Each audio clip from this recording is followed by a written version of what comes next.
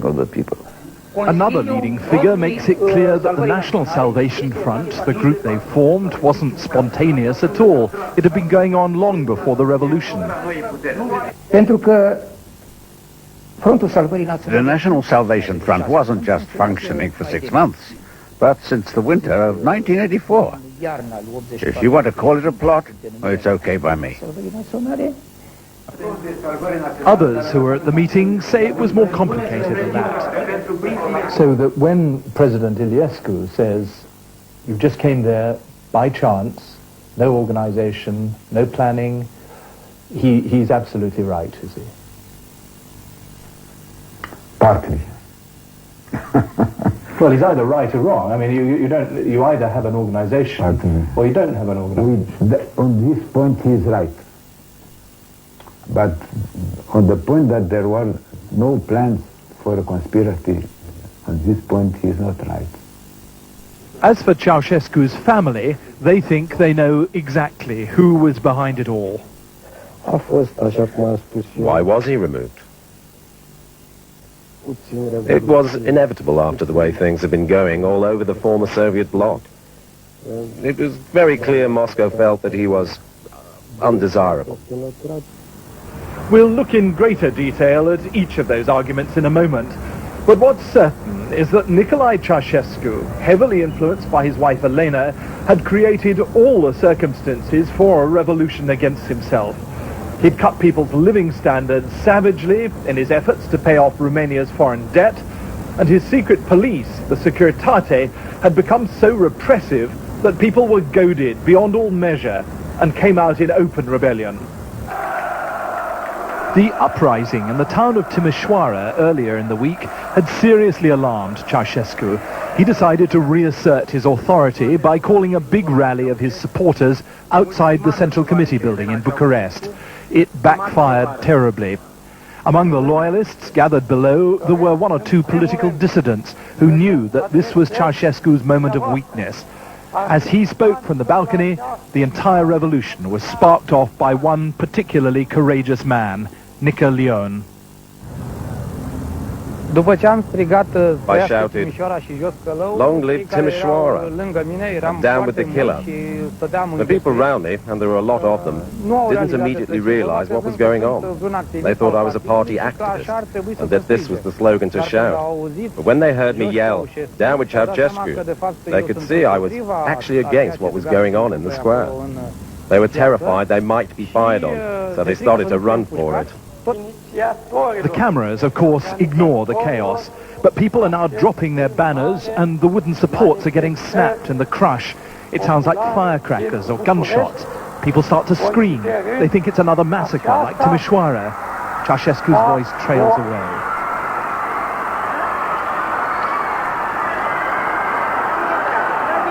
The rally continues, but throughout Romania, people now know that Ceausescu's authority is under direct challenge. Nowadays, many of the top figures under Ceausescu have gone into big business. Among them, the smooth, aristocratic General Victor Stanculescu, a friend of the Ceausescu clan, who nevertheless played a key part in the revolution. From his expensive headquarters in Bucharest, he runs things in imperial fashion. 5 years ago, with a crisis developing, he knew that Ceausescu's political future was in the balance. He needed a breathing space to see what would happen. So he pretended he'd broken his leg, and he had it set in plaster. It was a solution that enabled me to be a few hours late before I arrived at the Central Committee building. I managed to persuade Ceausescu and his wife to leave the building, telling them that this was the way to save themselves. In fact, I was trying to prevent a confrontation between his bodyguards, who were heavily armed, and the unarmed people who were trying to get into the Central Committee building. Some of the revolutionaries had already made it onto the roof of the Central Committee building, just as the Ceausescus and a few of their panic-stricken followers were getting into a helicopter. Ceausescu was certain by now that all this was a Russian plot against him, and he headed off to the northwest, in the direction he'd always planned to take if the Russians invaded his country. So Ceausescu had escaped, only to be captured later that day in the town of Târgoviște. Into the power vacuum here at the Central Committee building rushed a motley group of revolutionaries, from university professors to artists and petty criminals. There was even a circus stuntman among them. The stuntman's name was Dan Iosif. He was a man of considerable intelligence and charisma. Now, as he addressed the crowd from the balcony, people encouraged him to proclaim himself president. In this extraordinary, overcharged atmosphere, the crowd might even have agreed. But he didn't do it. Nowadays, he's a presidential advisor, not a job with much power, but perhaps a way of saying thank you to him. No, I'm not sorry. I'm not sorry, and I don't think I'll ever regret it in the future. Because on that night of December the 22nd, I said to myself, a shoemaker has destroyed Romania, meaning Ceausescu, and a working man shouldn't and couldn't take the job on now. I'm telling you straight. Outside, the speakers were still struggling for the microphone on the balcony, and the crowd was as ecstatic as ever. But by now, any real power the revolutionaries who had taken over the Central Committee building might have had largely evaporated. Instead, it had shifted to a small, windowless room inside the building. There, a group of former Communist Party members had gathered. Many of them had held high office under Ceausescu. No one took much notice of the uninvited amateur cameraman who'd come into the room and had started filming them. But this video material, which has now been made available to the BBC, strongly suggests that, far from being a purely spontaneous gathering, there was clear planning behind it all. In other words, a degree of organization stretching back for some time. The youngish man on the left didn't start out as a member of the group. Petre Roman, an academic whose father had been a famous communist, had come charging into the building with a crowd of revolutionaries earlier in the day. But he was an impressive figure and was quickly selected to become the new prime minister. At that moment, I didn't notice that I was the only one coming from the street. And all the others were former politicians. Did that make you wonder why they were there and how they'd got there? The truth is quite simple. It was a vacuum of power. And as all politicians, and very good politicians, they knew that this is a very good moment to be there. The dominant figure at this secret meeting was Ion Iliescu.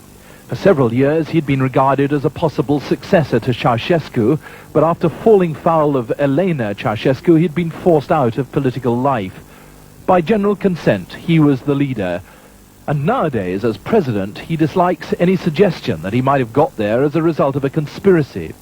I came to the former Central Committee at 5 o'clock, but there was full of people, thousands of people meeting there. So there was a spontaneous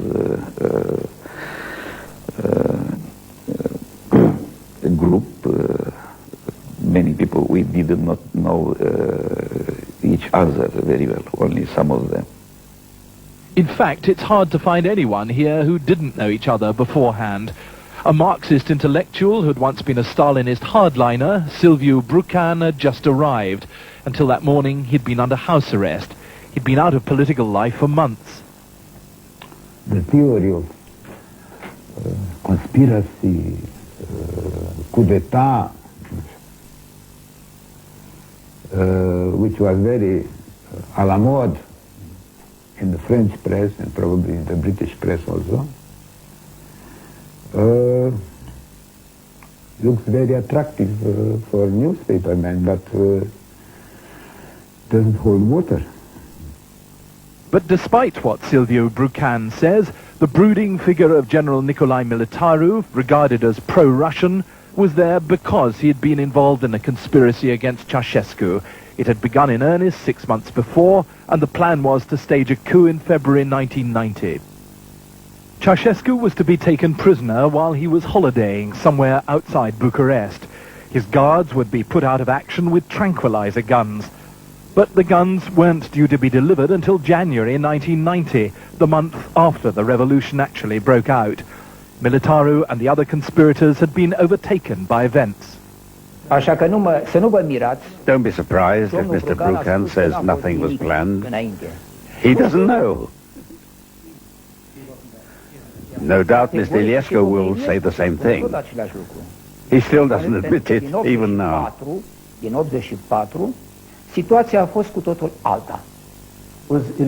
part of the plot? Absolutely. Absolutely, he says. In the meeting, there was a big argument about what name to give the group they were in the process of forming. General Militaru and most of the others want to call it the National Salvation Front. Petre Roman, the outsider, objects. That sounds like hell, he says, meaning it smacks too much of communism. Then General Militaru lets the cat out of the bag.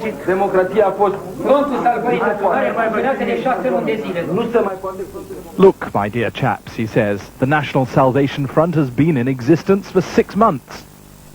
By blurting this out, General Militaru is confirming that there was indeed a long-standing conspiracy involving several of the people here.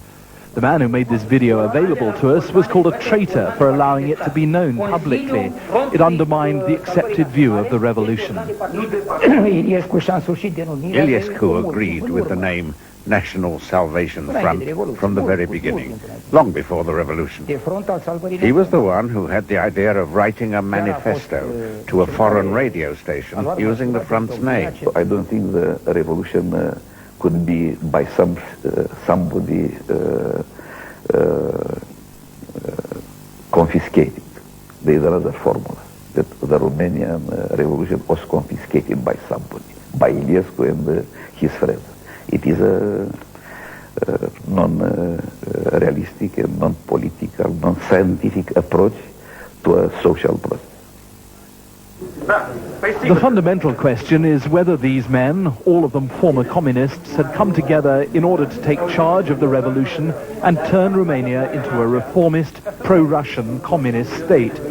Naturally enough, they strongly deny it nowadays. Yet whatever the people in here wanted scarcely mattered.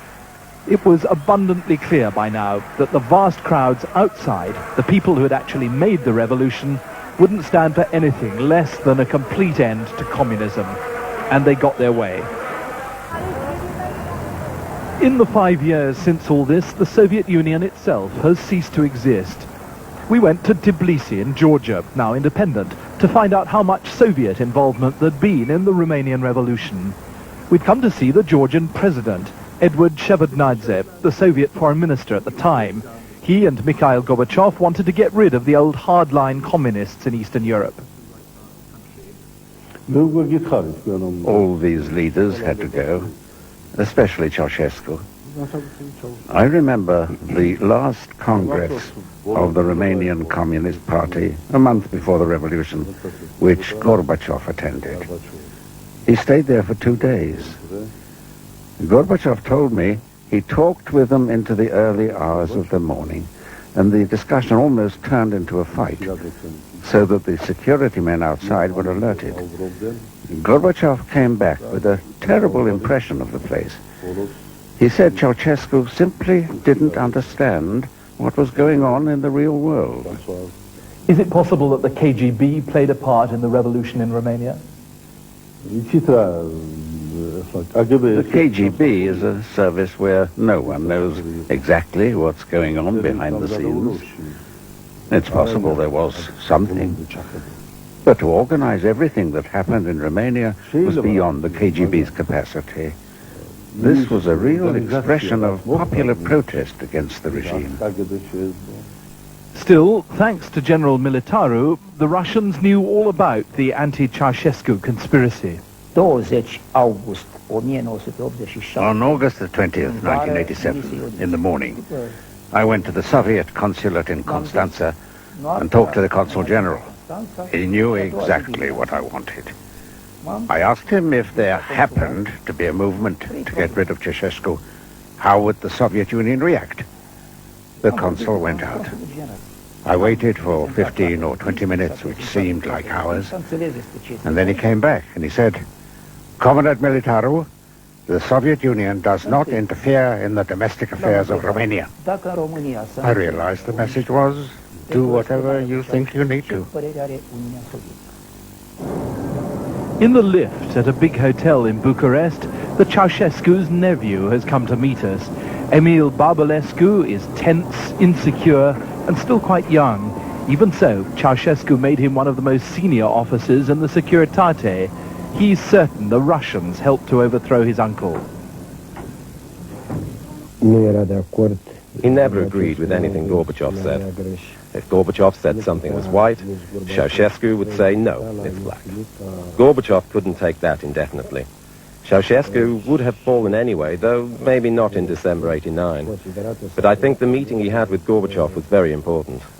Ceausescu was very tough there. He made territorial claims, he demanded the return of Romanian treasure from Moscow, and he accused Gorbachev directly of betraying communism.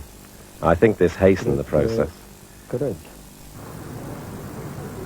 SRI is the Romanian Information Service, the cleaned-up security organization which took over from Ceausescu's hated Securitate.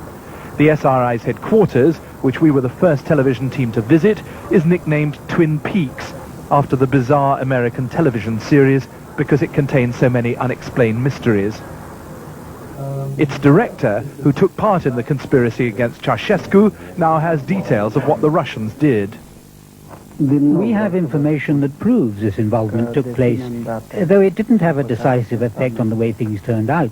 There weren't very many of them, but it was clear at the time that the Soviet special services, the KGB, were concentrating their efforts not just to find out what was going on in Romania, but also to carry out diversions against the former regime.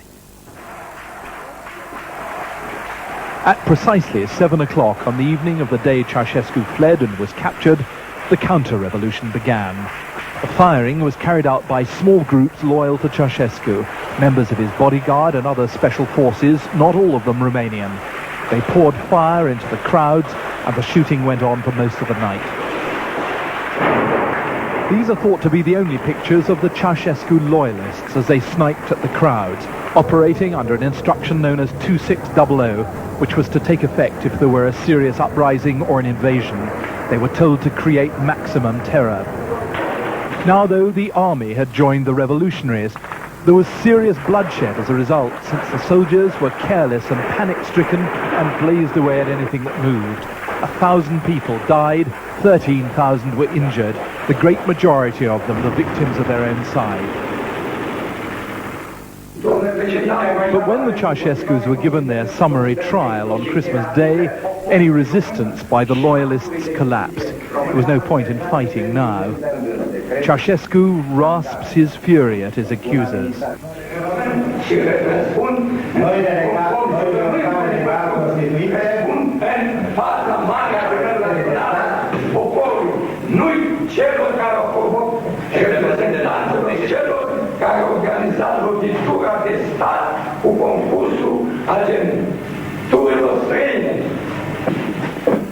But the Drumhead Tribunal, partly organized by their family friend, the elegant and subtle General Stanculescu, ground on. It wasn't necessarily the intention to execute the two of them.